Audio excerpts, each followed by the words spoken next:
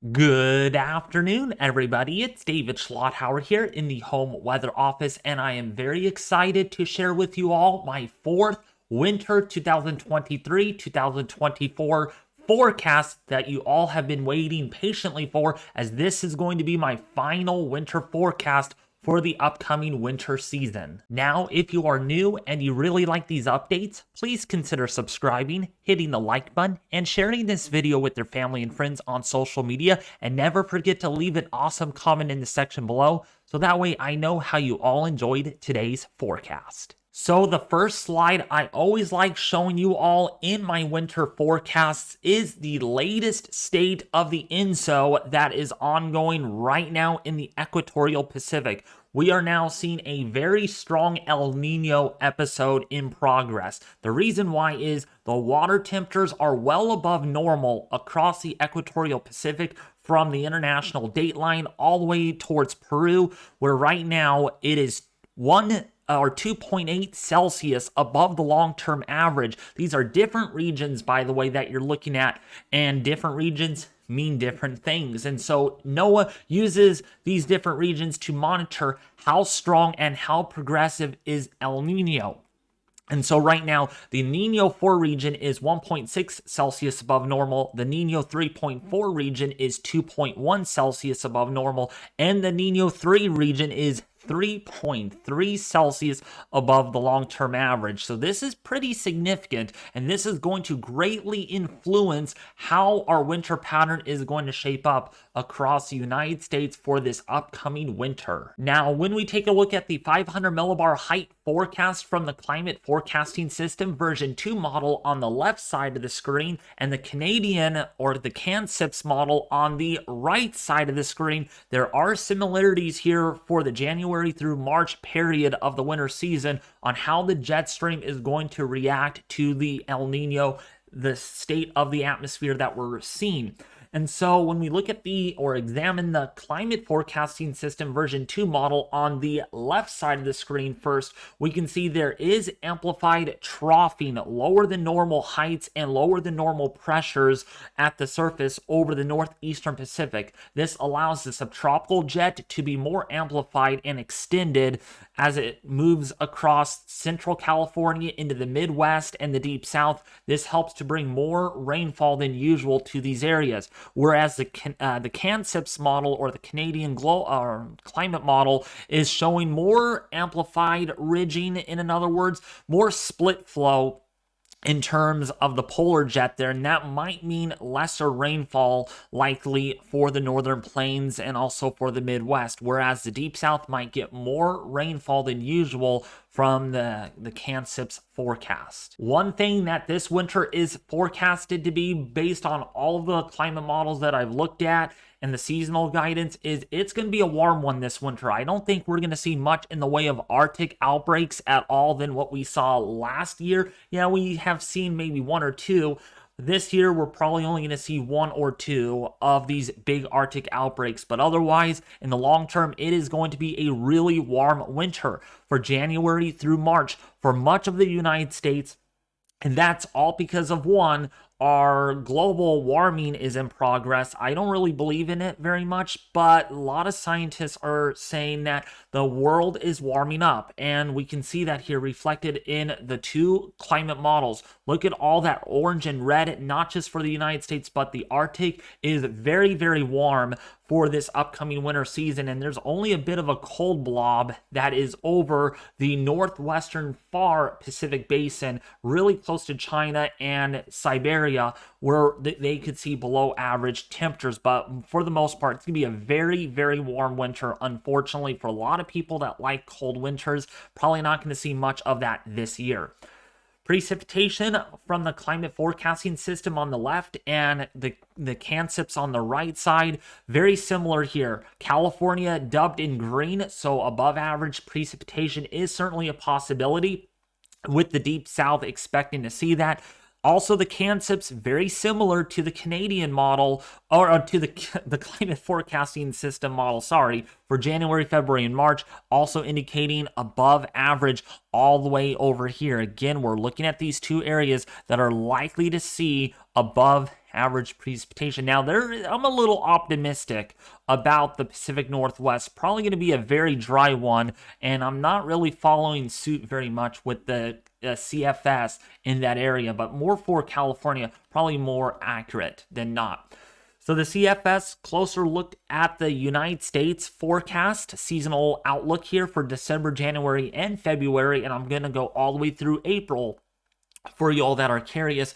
I want you to take note of something, okay? This is more detail, and this is the last 30 days of model runs on average, okay? And it's showing us what those 30 days of average model runs are showing, and they're showing a lot of rainfall potential and snow for California and Nevada, a lot more in the way of above average precipitation for the deep south and for the eastern seaboard. But the thing that's been really consistent here among the models is it's going to be fairly dry for the Pacific Northwest and fairly drier than average with lesser snow and cold outbreaks, along to go with lesser rain potential for especially for Indiana and portions of southern Michigan. This is not a really good area to have below average precipitation because it's been dry for a while, and it's probably going to stay that way, unfortunately, in weeks to come, thanks to the pattern that we're in. And we're probably going to stick into this pattern for a while since we have that El Nino in progress, a very strong one.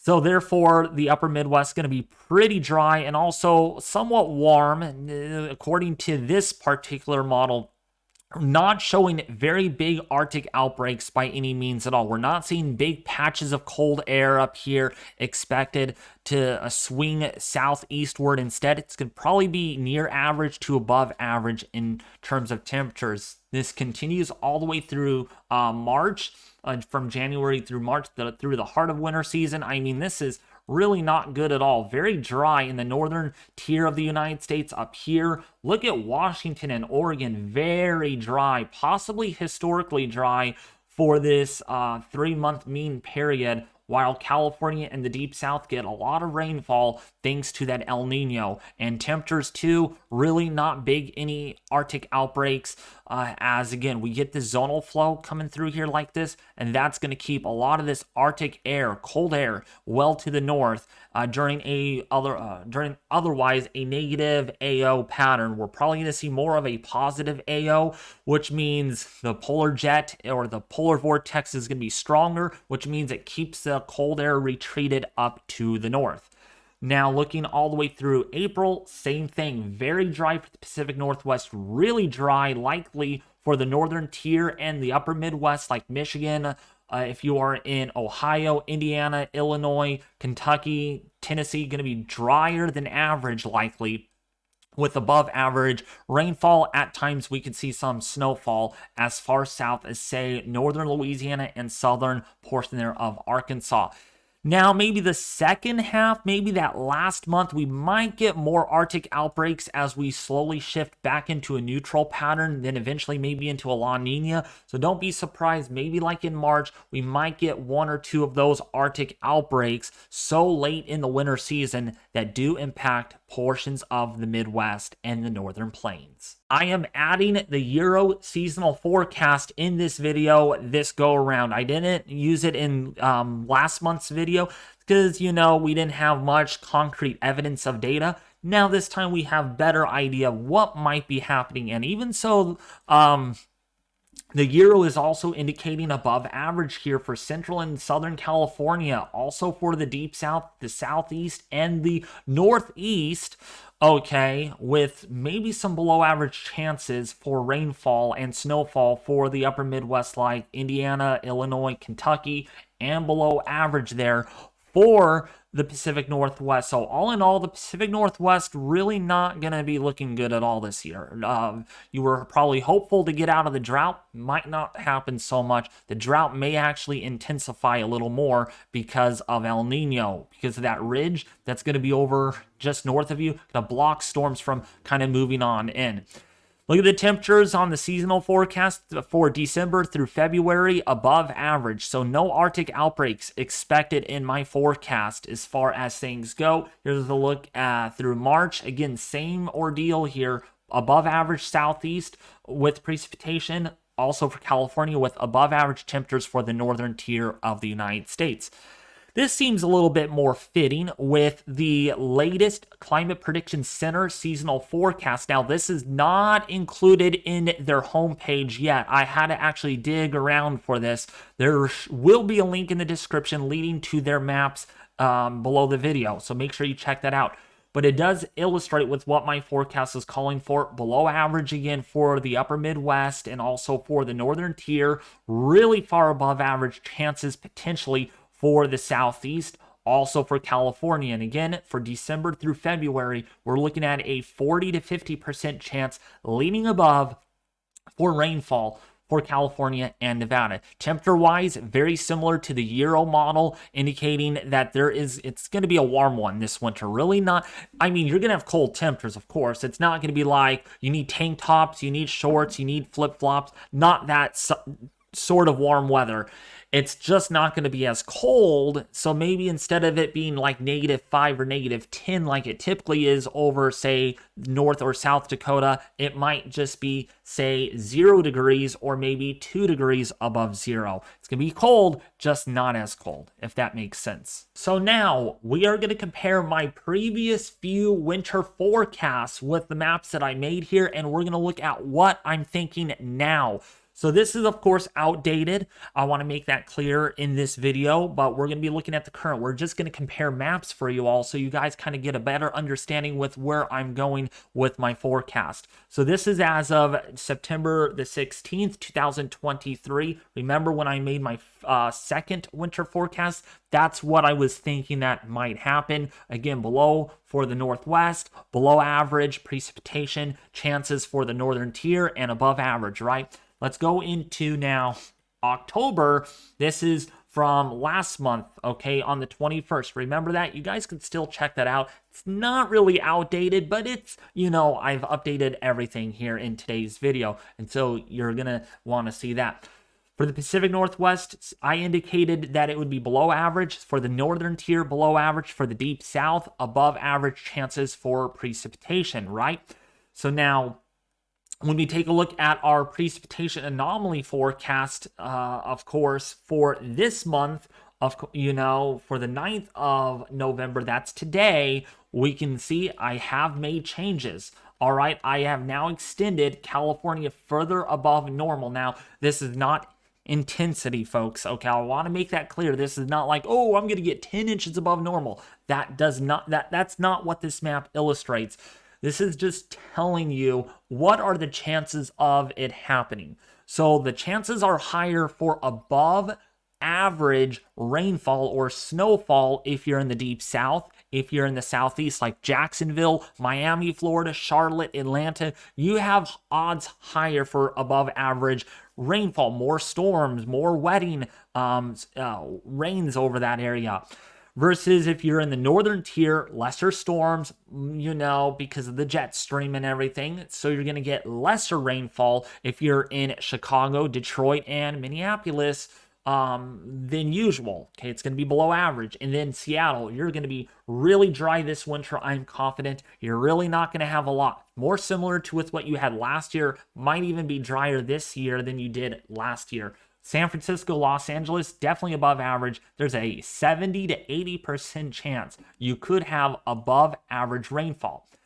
So temperature-wise, again, you can see this is from September, of course. I'm just going to kind of go through this rather quickly because it's really not current, and it's probably a little, I don't think it's misleading very much, but you can see the second outlook that I made here. You can see I was thinking that maybe it's going to be a cold winter for the deep south, and of course keeping it above normal for the northern tier. But as we go over the next a couple of forecasts, this is for October. Notice how I really lessen the cooler weather for the deep south, and I kind of kept things the same for the northern tier. Now this is for November. Take note of this. This is as of the 9th of November. I made this map yesterday, and you can see above average temperatures are likely or kind of a leaning above to likely above if you're in Chicago, Detroit. So not really a cold winter this winter at all. For the Pacific Northwest, also the same thing, but really I have really shaved off the chances for below average here for the deep south, and you can see what change I have made there in the last few forecasts because of the model data that I've collected, and I'm not seeing much in the way of a really cold winter for the deep south or for the southeast. Maybe a 33 to 40% chance for below average precipitation, or temperatures, I should say. So I'm also comparing the last few forecasts of my overall outlook, and I'm just going to go through this very quickly. You guys can take a snapshot and look at this for yourself so I can kind of move through the video here so this video doesn't end up being 50 minutes long, right? But you get the idea. I kept it stormy for the west. I'm confident about that severe zone.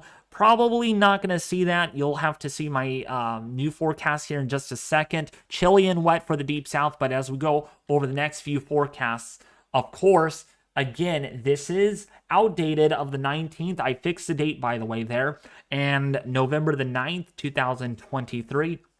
You can see my latest outlook. I have made some minute changes, okay? Even so they're little, they are important, and I want you all to just be aware of that. You can kind of see this is the 19th of October, this is the 19th of October, and the 9th of October, or the 9th of November.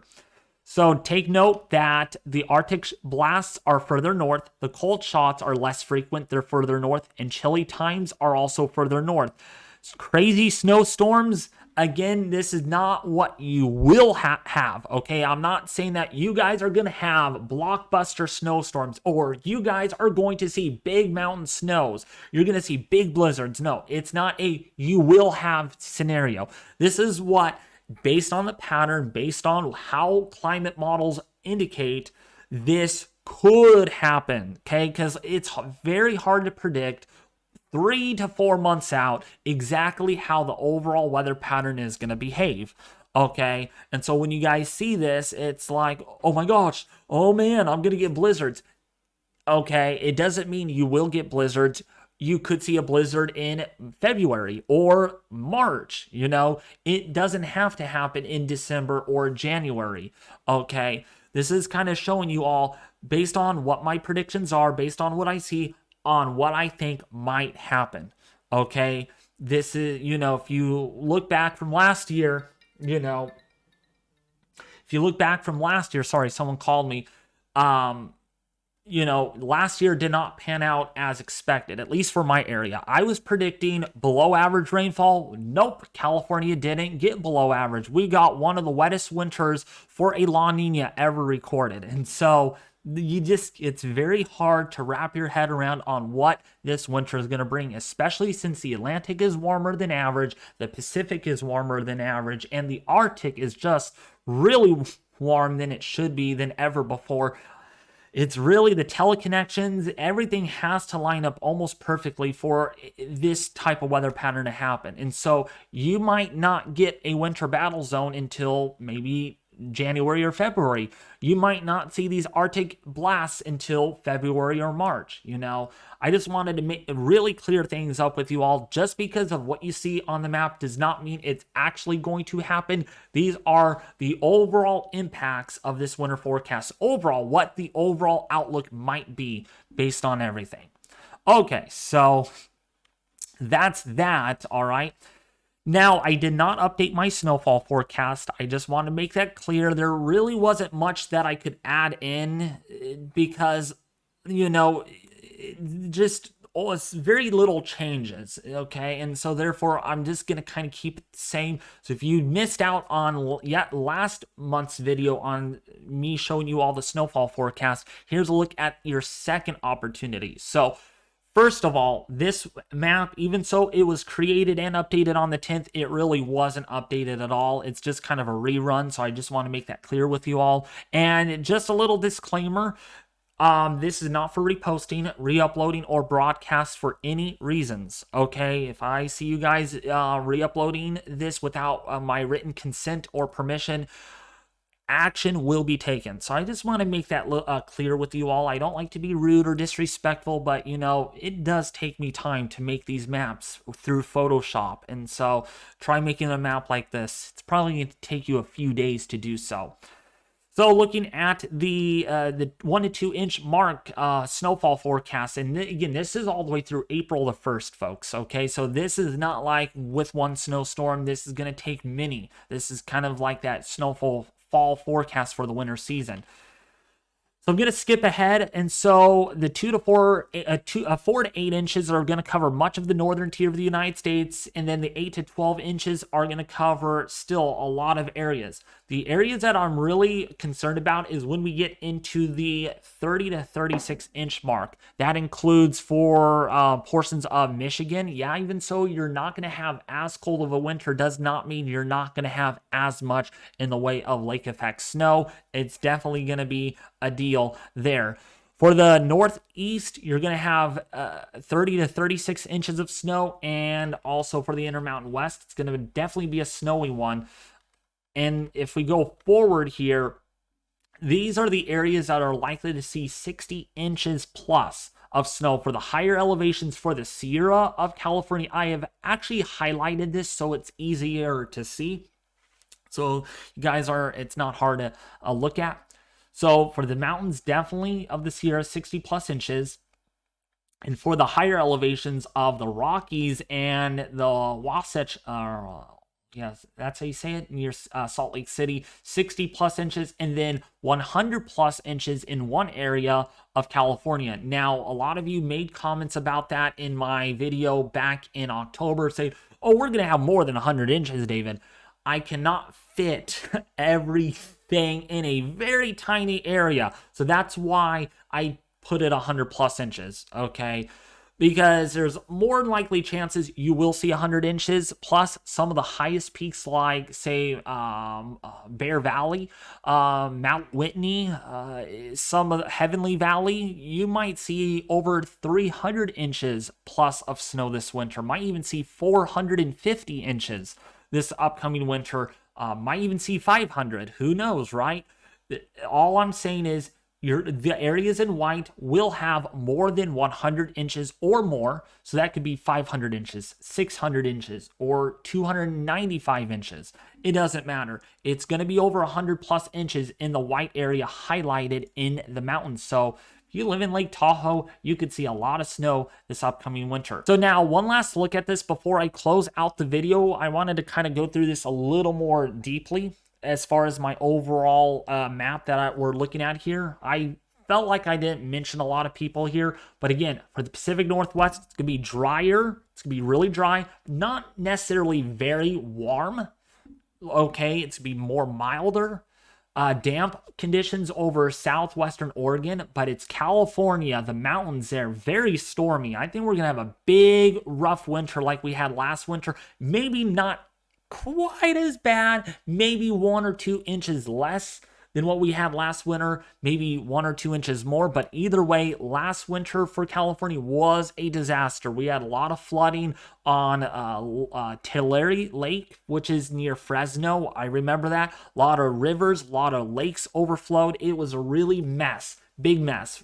So hopefully that does not happen this winter, but you know, we got to take what we can get at the same time. Phoenix is going to be wet. We're looking at big mountain snowstorms for the Intermountain West, blizzards for the Sierra Nevada range. So if you're in the higher elevations, we could see more big blizzard conditions.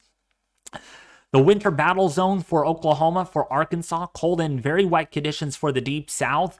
With that winter battle zone, maybe some freezing rain for Charlotte in North Carolina. Washington, D.C., you could get your fair share of nor'easters. Some of them could bring heavy snows, and then especially over northern New Jersey, portions of New York, Boston, Massachusetts, Maine, you could see big, massive, historic blizzards potentially this coming winter. This could be a year that you won't remember or you won't forget at all.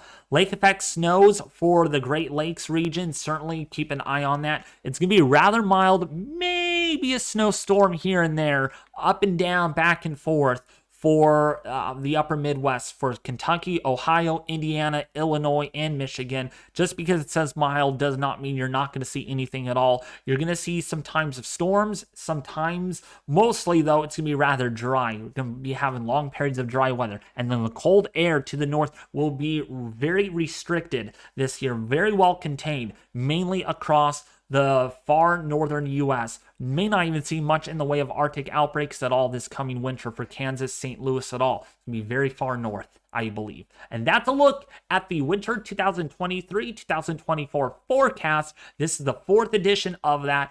Please share this with your family and friends on social media. We reached 220,000 views, and we reached 975 subscribers in my last winter forecast. So I want to thank you all for sharing this, getting the word out to a lot of people. It really helps the YouTube algorithm, because at the end of the day, it's not easy prepping these PowerPoints, prepping everything, putting everything together in order to release a winter forecast. That's why in the past I wasn't really wanting to do these. It's so time consuming, but I really appreciate you all sharing this, liking, and subscribing. And one of the reasons why I am releasing my 4th additional winter forecast for you all. And this will be the last one of the winter season, so make sure you really do share this around with your family and friends on social media, Facebook, Instagram, and Twitter. And I'll be back with you more tomorrow, I'm hoping, or maybe Saturday, back to the U.S. of what we might see early next week.